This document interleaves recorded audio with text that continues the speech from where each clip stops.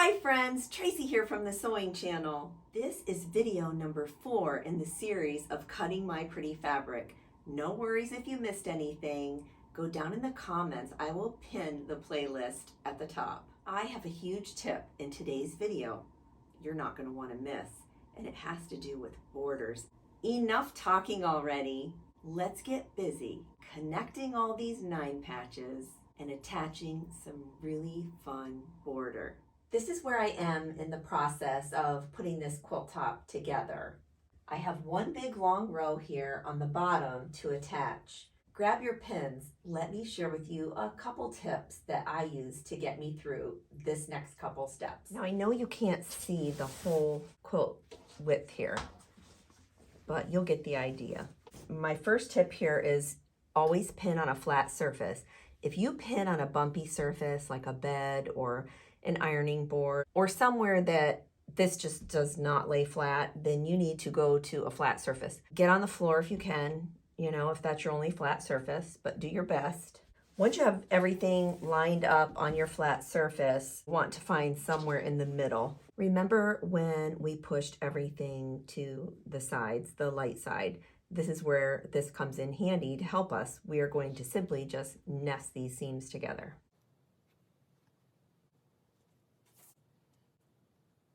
I crisscrossed these pins right here because it looked like a couple threads were coming undone. I must not have backstitched there, which is unfortunate because I hate that. That's why I do backstitch. So you'll just continue off from the middle, making sure that everything is even. For the most part, this is going to be a nesting seam.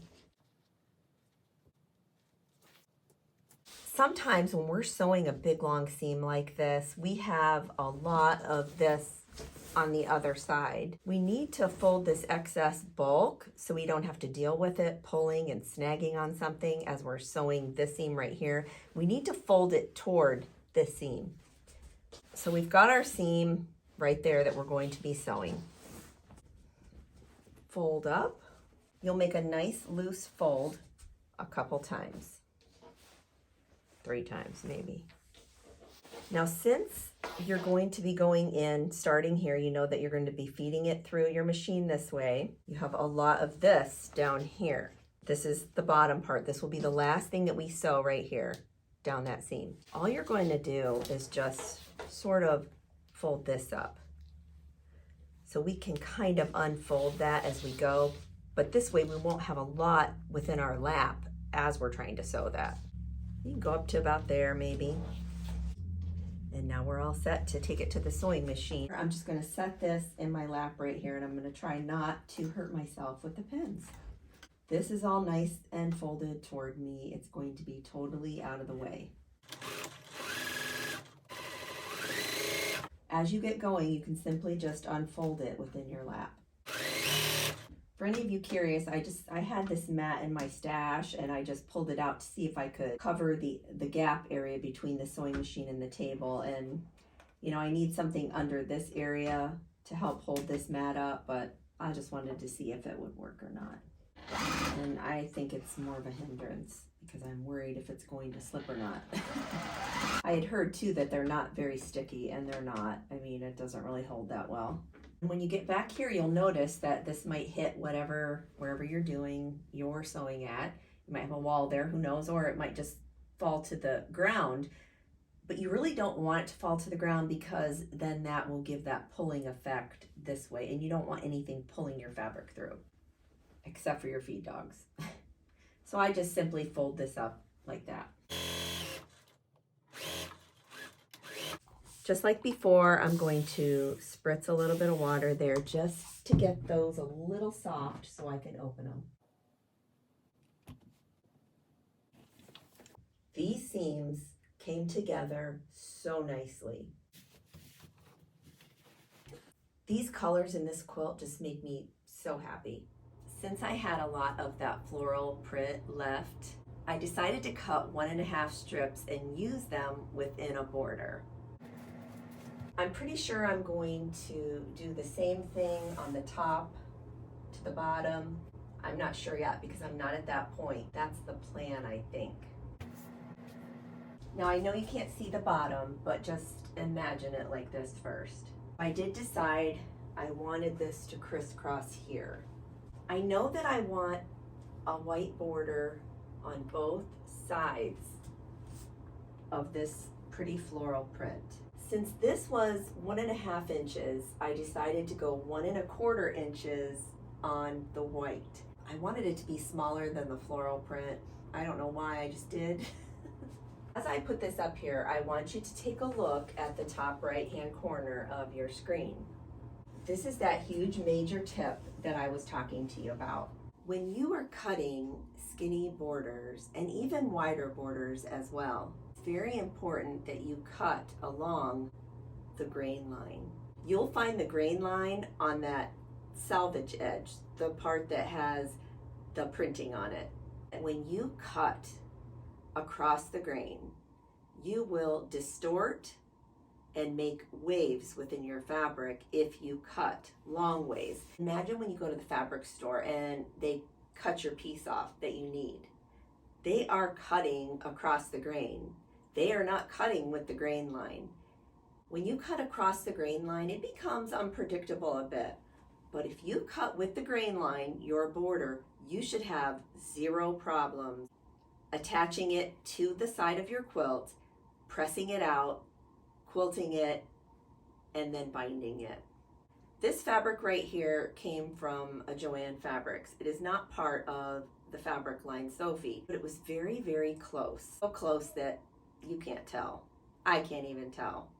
I did not cut this particular print on point like I did the other gingham because this one was actually a lot straighter than the designer fabric.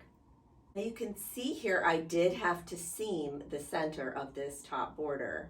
When you have a gingham, you want to make sure that you get it as spot on as possible because people are going to be able to tell. All you do is match up your lines so that you maintain that pattern across. Now I haven't cut the sides yet because I wasn't sure yet how much I wanted to do there, but I did cut a couple pieces here so you can at least get an idea. I like the crisscrossing there. I'm gonna have to figure out how to do that, but I think it'll be worth it. So I've been super busy, as you can see. So I took those 3 pieces, the floral print that I connected all together, and the white pieces, and it created this really cute pinstriping, racer stripe almost. First I connected the 3 strips together, then I connected the top border to that, then I connected these 4 pieces to the quilt top itself. And that's where the cutoff was right there. I like a skinnier side border opposing the thicker top and bottom borders. And then I just added this little piece coming out to give it that crisscross effect. And it's the same way on both the top and the bottom on all 4 corners. I wanted you to see this before I sewed it together. I made sure that the tops of these 2 strips that I was going to be sewing on was longer, of course, because we're going to want to trim that up later right there. Here you can see this crisscross, how it all works out. It's just this long strip, and of course the quilt top. This right here is the bottom left-hand corner of the quilt top. You can see here I have sewn the 3 strip onto my quilt top. But I stopped sewing the gingham on up until about this point somewhere before we get to this because I need to make sure that this is even. What I did here was sort of fold that scant 1/4 inch back a little bit on this piece and line it up here before I cut it. I needed to make sure that it was somewhat in the vicinity here. I mean, you may not get it perfect, and I may not, we'll see. This is how I do things. I don't know, it's probably not right, but I'm just showing you how I do it. I don't know. So before I cut that, I did line it up there on that cut line and pull it back and see where I was at. And it looked like it was close enough, so I mean, that's all we can ask for, right? You then cut it. Cut it wherever that spot is right there. I'm going to pop a couple pins in here and pray. And then this one, once we know this is even right here, then we will add this one to the bottom of this. That looks like it's gonna match up pretty close to me, close enough anyways for me. Next, we're going to then add this to the bottom of this. Once I do that, then I'm going to add that strip together. Here is that bottom left-hand corner, and it's looking pretty good. Close as it's going to get for me anyway. Now it's time to trim off some of this excess. I am going to leave a little bit there on the edge. This is how I make lines straight on the side of my quilt, because you can see it's going out just ever so slightly, kind of that way, it's drifting. What I do is line up one edge here and one edge up over here, trying to find the straightest part, which this quilt, if you followed me right along, you know it should be pretty straight. And I'm looking over here too as well on the lines. Everything looks pretty good. And then I'm going to just come down here and slice. And you can see there some of the excess that came off. It's time to figure out, do we want to put batting in it? What sort of backing do we want? Are we going to bind it? Is it going to be a turn and burn quilt? I don't know. Well, I have an idea. If you've stayed this long in the video, I know that you're a die-hard Sewing Channel fan. Because of that, I'm going to give you a sneak peek on what the backing is. It is super soft minky, and check it out. It's in pink checkered gingham. I love it. That is perfect. Until next time on the Sewing Channel, take care.